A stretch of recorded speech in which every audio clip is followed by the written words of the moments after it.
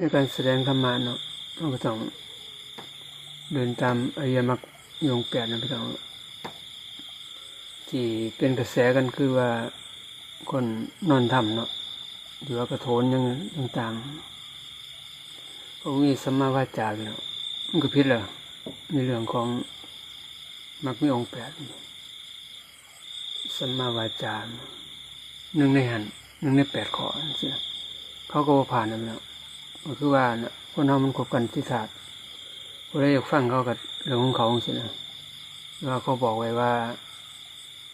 มันบ่ผ่านมักมีองค์แปดแล้วมันขัดแย้งย้อนแย้งคำสอนที่เขาเอามาสินะขอให้เรามีสติมีปัญญาในการส่องเสียดในการที่จะพิจารณาแล้วก็ขึ้นอยู่กับปัญญาของเราเนาะว่าเรามีปัญญาสำเร็จสินะในการส่งเสริมธรรมะของที่เข้ามาไม่เข้าบริโภคนะคือว่าเขามีปัญญาสำเร็จนะเพราะว่าสมาวาจาเขาก็บ่มีเลยนะใส่คำหยาบมันเป็นภาษาขูดนะเนี่ยในโลกเนี่ยก็มีแค่3 ภาษามีภาษาน้ำผึ้งภาษาดอกไม้ภาษาขูดก็คือว่าแปลง่ายๆคือเป็นภาษาขี่นะภาษาที่เน่าเหม็นแล้วคนเฮามันคบกันติดถาดก็ต้องย่อมฟังนั่นย่อมฟังคำหยาบคำที่บ่สนอหูเพียงมันก็แนมอีกอย่างนึงก็คือว่าถ้าเฮาสอนหรือว่าเฮาแสดงธรรมะว่าจะเป็นฆราวาสหรือว่าบรรพชิตก็สอนได้พี่น้องเพิ่นก็บ่มีข้อห้ามว่าฆราวาสของเรียนสอนทำบ่ได้จังซี่นะ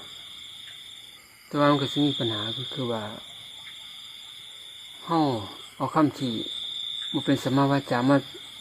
าเทศนาธรรมนี่คนที่เขาบ่ศรัทธาเห็นบ่เขาก็แฮงสิบ่ศรัทธาเฮาคือจังซี่นะเขาก็แนมเฮาว่านี่บ่คำสอนของพระพุทธเจ้าสู้พากันสอนกันจังซี่เสมอสอนด้วยคำหยาบจังซี่นะพี่น้องนี่แหละมันเฮ็ดให้เฮาแนมหลายส่วนว่าผู้ที่เขาบ่ศรัทธาเขาก็แฮงบ่ศรัทธาพวกเขาจะศรัทธาแล้วเขาได้ยินคำที่เป็นคำหยาบคำภาษาขูดเขาก็เสื่อมศรัทธาแล้วจำไม่ได้พี่น้องเรื่องนี่แหละสัมมาวาจาเขาก็บ่ผ่านนะพี่น้องขอให้เฮามีสติปัญญาในการส่องเสียดธรรมะที่เขานำมาเสนอมันมีส่วนผิดส่วนถูกนี่แหละแล้วคนกับตามที่เชื่อว่าเขาผิดอย่างนี้สินะก็นั่นแหละผิดตามที่บอกให้ฟังนั่นแหละก็คือว่าบุญสัมมาวาจานะพี่น้องสัมมาวาจามักมีองค์8มาสัมมาสติสัมมาสมาธิสัมมาสังกัปปะสัมมาสังกัปโปสัมมาวายามะมันมักมีองค์8เนาะ นั่นแหละให้เรามีสติปัญญาในการส่องเสียดธรรมะก็คือว่าถ้าเราได้เป็นพระอริยเจ้าต่ำๆเนี่ยก็ถือว่าผ่านนะพี่น้องเป็นพระโสดาบันหรือว่ามีจิตใจในศรัทธาในพระพุทธพระธรรมพระสงฆ์โดยที่บ่เสื่อมคลายสินะขอให้เราตั้งใจประพฤติปฏิบัติตอนมันก็อยู่ในยุคที่มาจากนั้นกับกุลียุคเนี่ยปากกาตินขีดการเห็นแก่ตัวการยิงยโสอู้หังสินะคือว่าพอเหยียบหัวไปใดก็ไปได้เลยครับในปัจจุบันปากกาตินขีดเป็นสุขคนเนาะแต่ว่ามันก็ขึ้นอยู่กับคนในการที่ภูมิจิตใจผู้ที่จะในการที่จะให้ทานรักษาศีลมีสมาธิต่างๆขอให้เฮาอย่าได้ประมาทในการดำเนินชีวิตเพราะชีวิตของเฮาก็ถือว่าแสนสั้นพี่น้องอยู่ได้อีกบ่โดนแล้ว ก็คงจะล้มหายตายจากกันไปก็เหลือแค่ซื้อเนาะซื้อก็ไม่ประโยชน์เนาะเพราะงั้นพอรุ่น2รุ่น3มันก็รุ่นเลนเขาก็บ่ใส่ใจนะเอาลูกไปใส่กรอบไปอยู่ฟ้าผนังบาดร้านเขาก็บ่มีความศรัทธาบ่มีความนอกจากผู้ต่อเฮา